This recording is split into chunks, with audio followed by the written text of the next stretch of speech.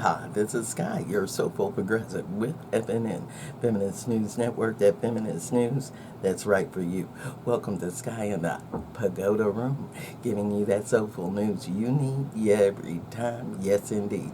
And if you haven't told a friend to like and subscribe and get that soulful news that soulful way, well baby, you better let them know I'm serving it hot and fresh today.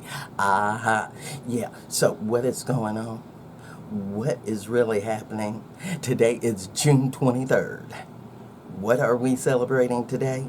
June 23rd, the 50th year anniversary of Title IX. Yeah, let's hear it for Title IX. They got women in collegiate athletic sports. Woo, woo, woo, woo. Yeah, you know I played a little basketball, I played a little softball, and you know I ran the 220 in track. Yeah, Skye always got it done. Now, why am I mentioning this? Because we are going to learn some Black history. And what is that? Black history, forgotten Black history in Hawaii. And they need to recognize. Why? Because they got a statue standing right there in the Stan Sheriff Auditorium showing them who. And who is that? Donnis Thompson. Dr. Donnis Thompson, the woman that worked with Patsy Mink, who wrote the Title IX to get it passed and put on as an amendment.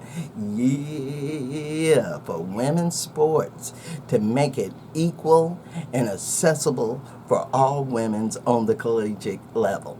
Yeah, so we're going to listen and hear a little talk, because what I did, I found the best website I could find for it, and that was the YWCA in Kauai.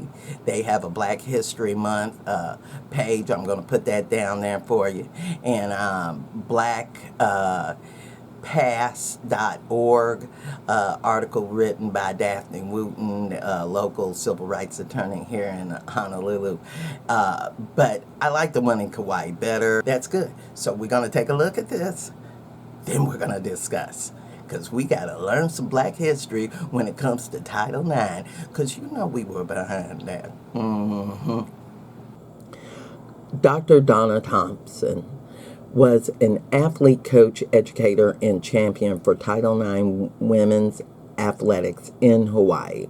Thompson was born in Chicago, 1933. As a young child and a young adult, she excelled in athletics and became the national shot put champion in 1961 at the age of 20. Thompson moved to Hawaii and served as the first coach of the women's track and field program at the University of Hawaii, Manoa, forming the Rainbow Wahine. When she accepted the job, she became one of the first African American to serve as a coach for women in the NCAA Division I institution. In 1962, she was selected as a coach to the United States national track team, which competed against the USSR, as it was called during that time, in the 1970s. Thompson became the first full-time women's athletic director at UH. In this position, she worked alongside Congresswoman Patsy Mink to ensure the implementation of Title IX of the 1964 Civil Rights Act and acquired athletic scholarships for female student athletes. And in 1981, she became the state superintendent of Hawaii's Department of Education, serving as the first Black woman in that post. She returned to teach at UH from 1984 to 91. Thompson received numerous acknowledgments for her contributions, including induction into the Hawaii Sports Hall of Honor, Sports Circle of Honor, and the University of Hawaii Circle of Honor. Dr. Donnis Thompson has also received the Martin Luther King Jr. Outstanding Service Award from the NAACP and the National Association of Collegiate Women Athletics Administrators Lifetime Achievement Award in 2007. Thomas was recognized for her work in promoting Women's History Month by the Hawaii State Convention on the Status of Women and has a statue of Thomas erected in her honor at the University of Hawaii Stan Sheriff Auditorium. And Dr. Donnie Thomas died in 2009 and at the age of 75. Let's make note that Dr. Donnis Thomas was the one that hired Dave Shoji, the longtime winning volleyball coach for UH, because she was before then the UH volleyball coach. So when she took over her position as athletic director, she gave him that opportunity. And it has not gone back to a African American woman since then. I know that's right. You took a listen, you gave a read, and let me add a little something on to that. Now, you know she was born in Chicago, Illinois. It's a Chi-Town girl. Woo, woo. Let's hear it for our Chi-Town people. You know Skye lived there once. Now, I also want you to know, in 1967, she went to Colorado and got her PhD in education. So with her PhD in education, when she came back, she was able to coach again and then get the director of athletics job, which allowed her to later get, because she continued her education and got more education. From what I understood, that's how she was able to get the superintendent of Hawaii's job. There's a volleyball invitational and golf invitational held in her honor, but I've seen very few ADOS at those events. There's a documentary called The Rise of the Rainbow Wahine in her honor too.